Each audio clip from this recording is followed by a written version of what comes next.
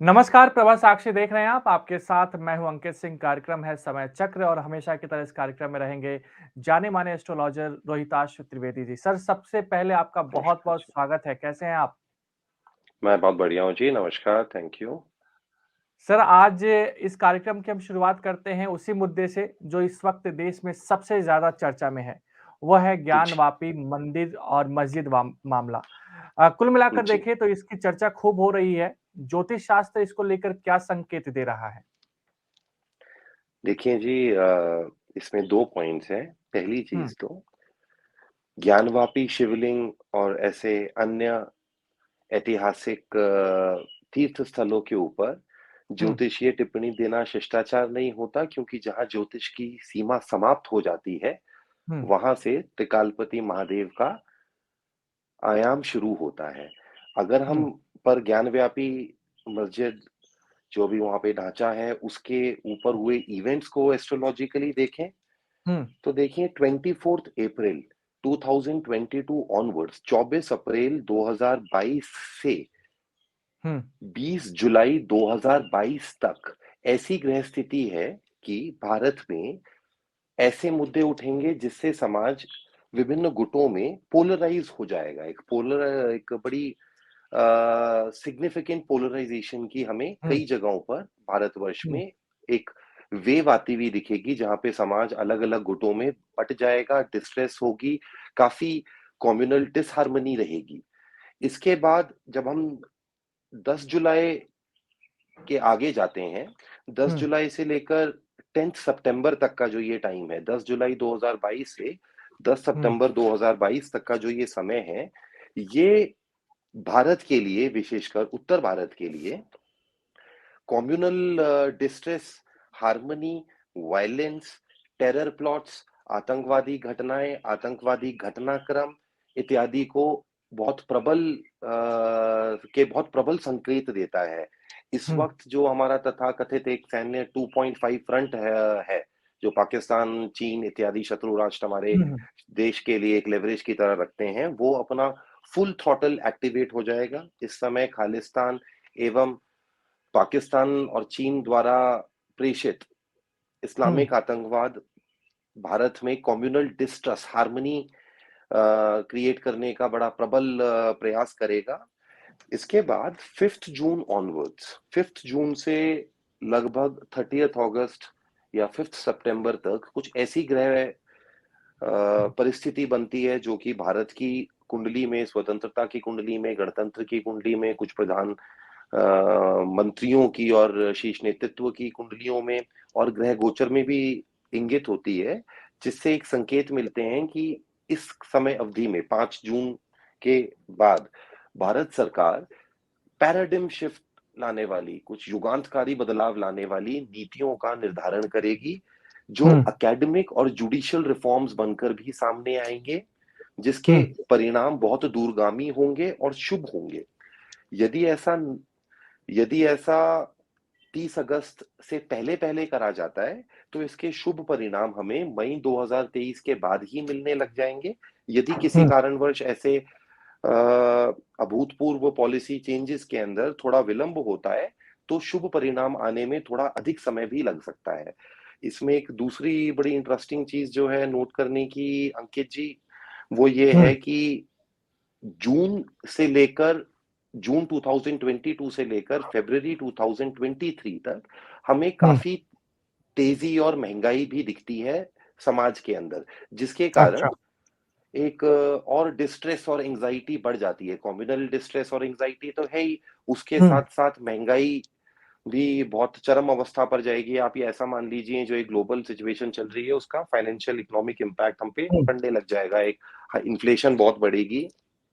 ये दोनों का मिला-जुला जो असर होगा, वो समाज में एक काफ़ी तनावपूर्ण वातावरण बना देगा। बिल्कुल, लेकिन एक सवाल तो ये भी है ना कि जिस तरीके से अयोध्या विवाद को लेकर कोर्ट में सुनवाई हुई और फैसला भी आ गया, क्या कुछ वैसा जी। ही ज्ञानवापी के साथ होगा? जी, मैं वापस से वही कहूँगा क्योंकि ये मैटर सब जुडिस है एक तो पहला हुँ, कि मैटर सब जुडिस है।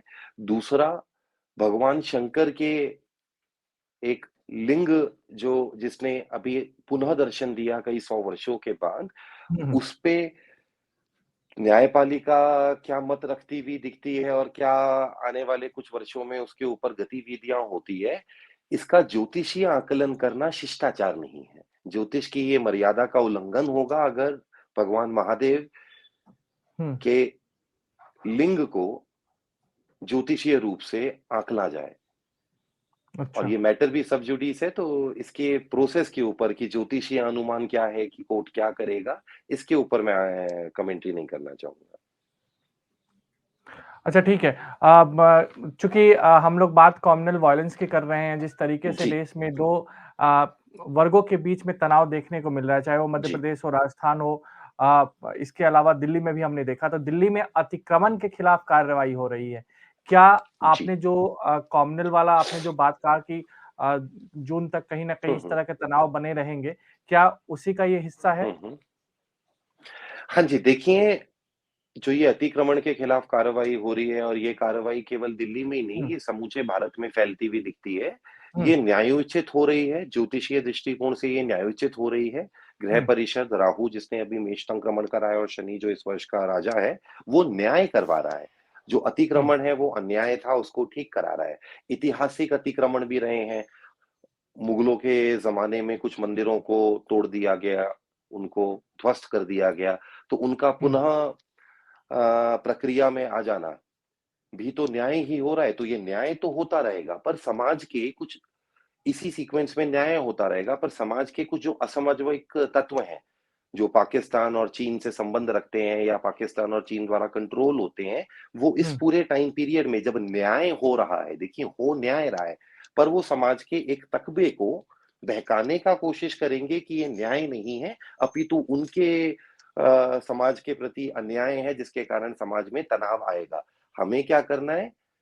बिल्कुल न्यूट्रल होकर नागरिकों as a civilian, as a नागरिक, as a cautious, ethical, morally upright civilian हमें क्या करना है कि एक न्यूट्रल स्टांस बनाए रखना है। और अगर हम एक हुँ। न्यूट्रल स्टांस से देखते हैं, तो कहीं पे कोई कम्युनल डिस्ट्रेस है नहीं, सिर्फ न्याय हो रहा है। न्याय में क्या धर्म भेदभाव।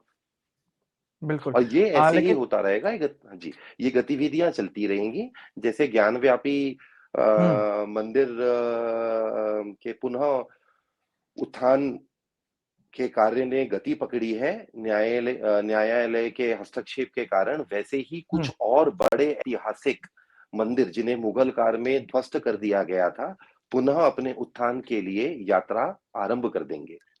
क्या आपका इशारा श्री कृष्ण जन्मभूमि और ताजमहल को लेकर भी है?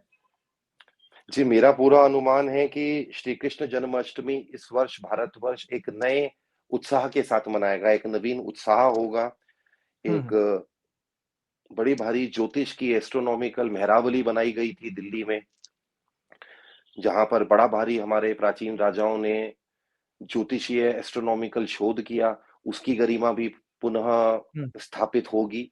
और ऐसा ही बहुत सारे अन्य ऐतिहासिक स्थलों के साथ भी होने का अनुमान है और ज्योतिषीय दृष्टि ये है कि ये न्याय है, न्याय युक्त है, तर्क युक्त है और समाज के उत्थान के लिए ऐसा करना अनिवार्य है। अच्छा, हम लोग महाराष्ट्र की तरफ बढ़ते हैं और वहाँ पे हनुमान जी, चालीसा का विवाद हो रहा है, लाउड स्पीकर जी, का विवाद हो रहा है, राजनीति जी, चरम जी, पर है। जी। महाराष्ट्र की जी, जी, राजनीति जी। को आप कैसे देखते हैं? देखिए जी, महाराष्ट्र की राजनीति को मैं ऐसे देखता हूँ, it will be the last coffin in the nail of Congress आए। हुँ, कांग्रेस आए के विलुप्त होने से पहले आखिरी बार कांग्रेस आय की गतिविधियां, राजनीतिक गतिविधियां महाराष्ट्र में होती हुई दिखेंगी। उसके बाद कांग्रेस आय राष्ट्रीय राजनीति से हमेशा के क्या लिए ये विलुप्त हो ज्योतिष शास्त्र जाएगी। कहता है ऐसा? जी, जो ये बिल्कुल ज्योतिष शास्त्र कहता है। इसके हुँ, ऊपर विश्व विजय पंचांग 2 वर्ष से भविष्यवाणियां भी करता आ रहा है। हमने गत वर्ष भी भविष्यवाणी करी थी कि 2022 आते-आते कांग्रेस विलुप्ति को प्राप्त हो जाएगी। यदि अब हम देखें तो कांग्रेस के पास बचा ही क्या है? अभी कुछ दिनों पहले कांग्रेस के एक शीर्ष नेता ने हरियाणा से, पंजाब से, श्रीमान झाकड़ जी ने भी कांग्रेस का हुँ। त्याग कर दिया। अब इसके बाद बस राजस्थान में कुछ गतिविधियां होनी हैं और तत्पश्चात कांग्रेस राष्ट्रीय राजनीति से हमेशा के लिए विलुप्त हो जाएगी। ये स्पष्ट ज्योतिषीय संकेत हैं। यही गतिविधि महाराष्ट्र में भी होगी और इसी कारण महाराष्ट्र की आपने मेरे से सवाल पूछा था। हुँ, देखिए जी, महाराष्ट्र में जो वो हो रहा है वो कांग्रेस का लास्ट अटेम्प्ट है रेलेवेंस में रहने का, जहाँ पर ज्योतिषीय मत अनुसार कांग्रेस ऑलरेडी गेम हार चुकी है। It is already too late for them. इसी कारण वहाँ पे कांग्रेस पूरी तरह से फुल थ्रॉटल पोलराइजेशन करने की कोशिश करेगी। यही हम राजस्थान में भी होता हुआ देख सकते हैं। जैसे बिल्कुल। कि आपने मेरे से प्रश्न पूछा था कि हनुमान चालीसा का विवाद है। हनुमान चालीसा हुँ, का कोई विवाद कैसे हो सकता है? ये तो सिंस टाइम इमेमोरियल्स भारतवर्ष में समूचे विश्व में भक्ति भाव से लोग सुनते आए हैं, सुनाते आए हैं, जपते आए हैं। कोई विवाद हुँ, नहीं है, केवल बात न्याय की है कि कुछ नियम हैं, कुछ अधिनियम हैं कि आप नॉइज़ पॉल्यूशन इतना कर सकते हैं, इतना नहीं कर सकते हैं। It should be applicable to everyone, वो सब जगह लागू होना चाहिए। उत्तर प्रदेश में देखिए ऐसा ही हो रहा हुँ, है। इसमें दिक्कत क्या है? इसमें दिक्कत होनी नहीं चाहिए। बिल्कुल। लेकिन सवाल तो ये भी है ना कि नवनीत राणा का क्या है स्थिति? नवनीत राणा की राजनीति यहाँ से कहाँ जाएगी ज्योतिष शास्त्र के मुताबिक? जी राणा दंपति की ज्योतिषीय आंकलन मैंने नहीं करा, मेरे पास उनकी जन्म पत्री का अभाव है। मैं हुँ, आपको श्रीमान देवेंद्र फडणवीस और महाराष्ट्र के बारे में बता सकता बिल्कुल, हूँ आप क्योंकि बता राणा सकते हैं। दंपति और जी। देवेंद्र फडणवीस जी दोनों भाजपा से ही संबंधित हैं, तो ये लगभग मिला-जुला एक जैसा ही अनुभव होगा। हुँ, देखिए जी, जुलाई 2022 के बाद, जुलाई 2022 के पश्चात हुँ, श्रीमान देवेंद्र फडणवीस जी के नेतृत्व में बीजेपी महाराष्ट्र में वापस से पकड़ बनाना शुरू कर देगी। कुछ घटनाक्रम ऐसे होंगे जिसके कारण दिसंबर आते-आते महाराष्ट्र की तत्कालीन सरकार संकटग्रस्त हो सकती है हुँ, और तत्पश्चात श्रीमान देवेंद्र फडणवीस जी का राजनीतिक कद में उन्नति हुँ, होना तय है। महाराष्ट्र की तत्कालीन सरकार 2022 शरद ऋतु आते-आते कुछ कारणों से संकटग्रस्त हो जाएगी। ऐसा ही यदि आपको और पाठकों को स्मरण हो तो पंजाब के बारे में भी कहा गया है, जहाँ पर कहा गया है कि पंजाब की तत्कालीन सरकार, आम आदमी पार्टी की तत्कालीन सरकार जो इस वर्ष सत्ता में आई है, वो भी अपना 5 वर्ष पूरा नहीं करेगी। पंचांग में ये स्पष्ट बताया गया था कि पंजाब में आने वाले समय में आफ्सा या इससे जैसे कुछ संबंधित उपकरणों का प्रयोग सरकार न्याय व्यवस्था और कम्युनल हार्मनी बनाए रखने के लिए करती हुई नजर आती है, ज्योतिषीय संकेत है। हुँ, और ये सरकार भी मुझे 5 साल पूरे करती हुई नहीं दिखती। अगर हम इन सब चीज़ों को एक कड़ी में पिरोएँ, तो जून 2022 से मई 2023 तक का जो समय है, ये भारतवर्ष के लिए communal harmony, terror activities, civil order की दृष्टि से काफ़ी संवेदनशील है। हम सब भारतीयों को इस समय हुँ, संयम का हुँ। पालन करना चाहिए। अच्छा, आपने चूँकि पंजाब का ज़िक्र कर दिया और भगवंत मान की वहाँ सरकार है और पूर्ण बहुमत की सरकार है बिना किसी गठबंधन के। जी, क्या जी, खालिस्तान का जो मुद्दा उठ रहा है बार-बार, क्या आगे भी जी। ऐसा जारी रहेगा? देखिए अंकित जी, आप भी जानते हैं इस चीज़ को मैं हम पहले भी कई बार डिस्कस कर चुके हैं। ये हुँ, 2018 में प्रेडिक्ट किया गया था कि 2021-22 में खालिस्तान और तालिबान, इन दोनों का विषैला नाग पुनः सर अपना फन उठाएगा, उठा लिया। अच्छा। इन हुँ, दोनों का विनाश अप्रैल 2022 से आगामी 18 महीनों के अंदर ही हो सकता है।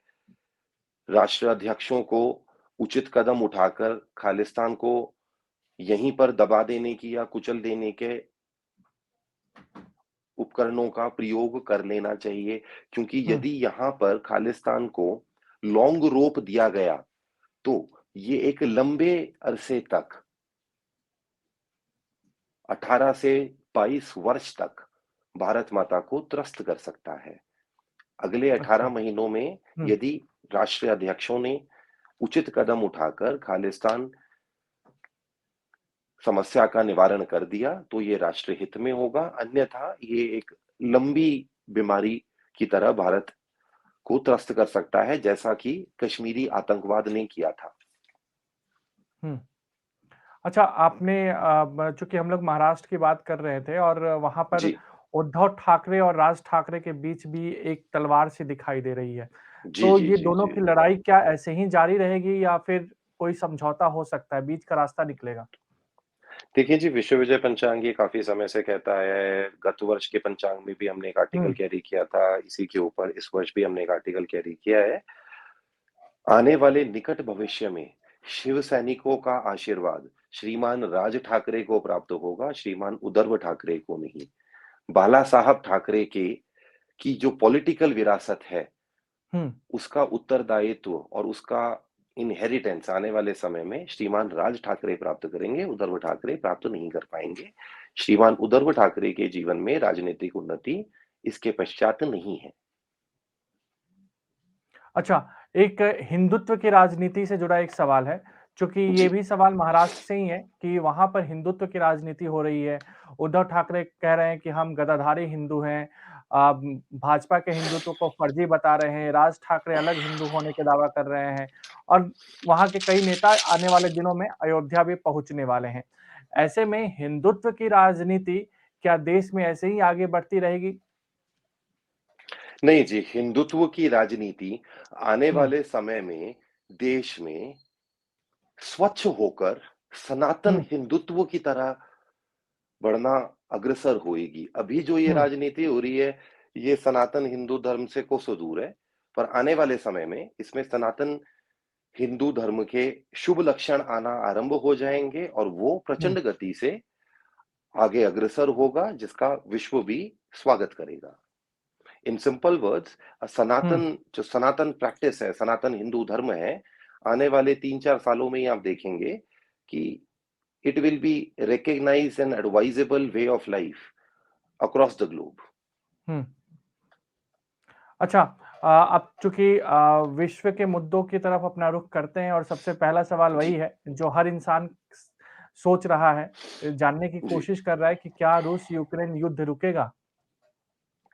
देखिए जी, रूस-यूक्रेन युद्ध तो रुकेगा, हर युद्ध रुकता है। मुझे 1 मिनट दीजिए, मैं खोल लेता हूँ। ये हमने हुँ, इस साल पंचांग में यूक्रेन का कई वर्षों के बाद हमने आकलन किया है।